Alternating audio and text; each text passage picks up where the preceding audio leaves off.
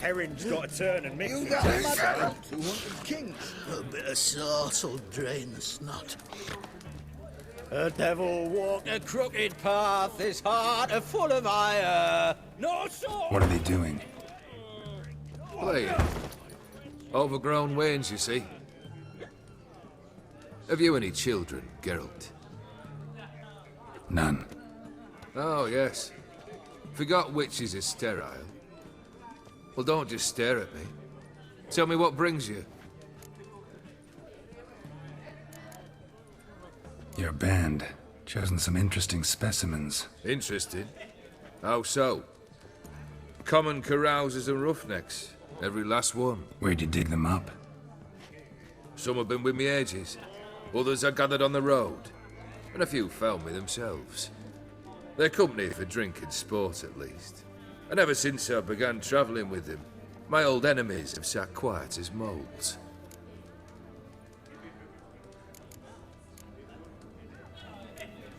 First time I've seen a saber like that. What's its origin? A fear. It was a gift. Any soft-armed craven can hang a blade from his belt, prance about feigning danger, but my saber's a promise. If I reach for it, heads will roll. Mere sight of it quells the urge to duel in shavers eager to face Olgierd von Everec, the infamous outlaw. My medallion seems to think it's magic. It thinks, eh? And I think you've never seen a better weapon. Keep wondering how you turned the Ophiri into a beast. More I think about it, more I'm sure it was no run-of-the-mill curse. This professional curiosity, or nosiness as common as the clap? Desire to improve. Information could prove useful down the line. In the future, you under the delusion you'll complete your tasks, live happily ever after. Remains to be seen. So for now, admit it. A mage helped you, right? I'll give you a hint. You're not the only one to fulfill wishes around here. Odim transformed the Ophiri? It was your wish? Nay. It was my doing alone. But you're right. It was no ordinary curse. Though I'll say no more.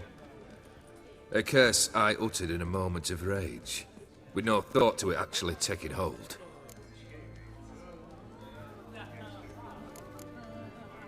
Tell me, how'd you meet the Ophiri you turned into a beast? Aren't you a nosy one? What's it matter? You like to talk about yourself. That I cannot deny. Ophiri was a Dauphin on a voyage through lands unknown, to learn of their cultures and customs. He fell for a lass. As it happened, this woman was already important to me. But at the time, I was naught compared to a noble from a foreign land. So her parents promised her hand to the Ophiri, though she loved me. If you'd only seen his feeble attempts at charm. When she asked why he travelled disguised as a common merchant, he said he was like the frog from the fairy tale.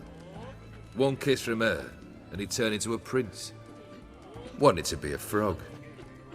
Became a frog.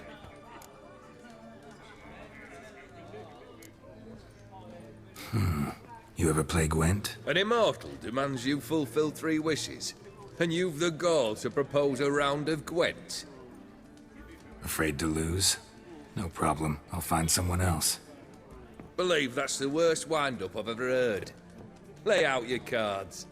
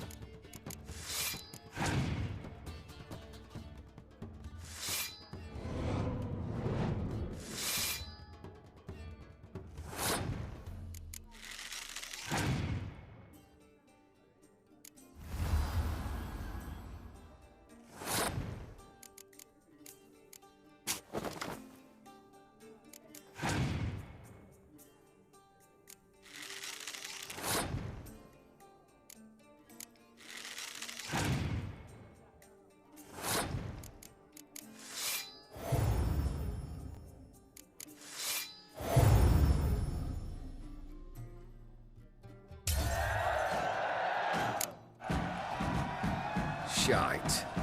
Not much I detest more than losing. Well, my congratulations. This card's yours. Thanks. Got something for you. I love gifts, but I prefer to unwrap them in private. Oi, lads, mind the barrels. Going out for a jabber with Geralt. Come.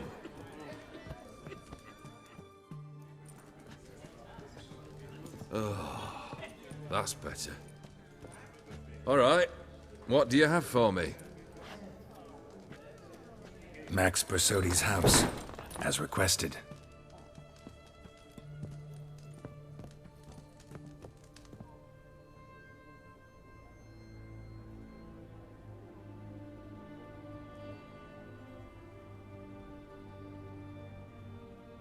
The papers.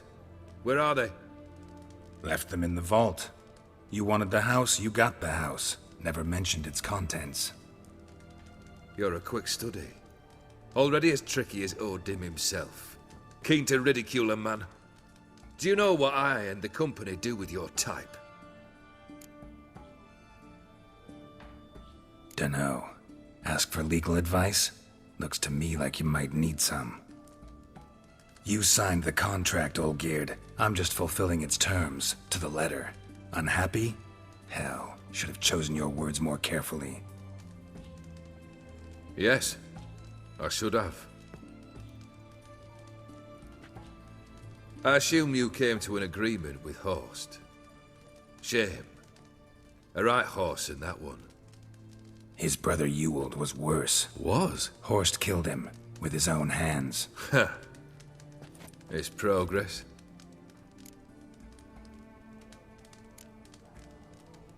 Why did you even need those papers? To sink the borsodis, naturally. You see, I learned of an interesting clause in old man Maximilian's will. It states that his sons must meet and shake hands in agreement at least once a year at Bellatane. Failing that, the auction house must be auctioned off. The proceeds to go to Vilmeria's hospital. Guess the old man sensed what might happen. Aim to deliver those papers to the right hands. Borsodi would have landed in the streets, and the hospital would have gotten the funds it needs to treat orphans and beggars pro bono. Awfully noble of you, showing so much concern for the needy. I couldn't give a rat's ass about the needy. Made her wither and disappear along with the city. I wanted one thing. Revenge. The Borsodis. What's your gripe? Get kicked out of an auction? Worse. They evicted me from my home. Are you really interested? Wouldn't have asked if I wasn't. Ha! Cheeky as ever. My family, they took on some debt. A poor investment in a sawmill. A bad crop one year. A lawsuit lost. You know how it is. When it rains, it pours. We needed but a few weeks to recover. But Horst Borsodi had acquired our debt. All of it. Demanded it be repaid immediately. I pleaded. I begged. I tore open my shirt at his threshold. Ugh. It was like talking to a wall. I went to the auction. Saw those perfumed pricks buy my father's sword. My mother's death mask. My brother's horse tack. Ah, Horst earned a pretty pile selling our mementos. No surprise the animosity you feel for him. That was but the start. My Iris's parents learned of my family's misfortune, and our betrothal was no more. They found her another suitor, one from beyond the sea. The anger I felt. I thought I'd gone mad. Went to the tavern, drank a round, a second, a broad, then had another tankard. And then, I asked the wrong bloke for help. What happened then? What happened then, Witcher, was one big stinking pile of shite. You need something? Nothing more, don't think. I'm off to entertain your brother. Break a leg. Literally.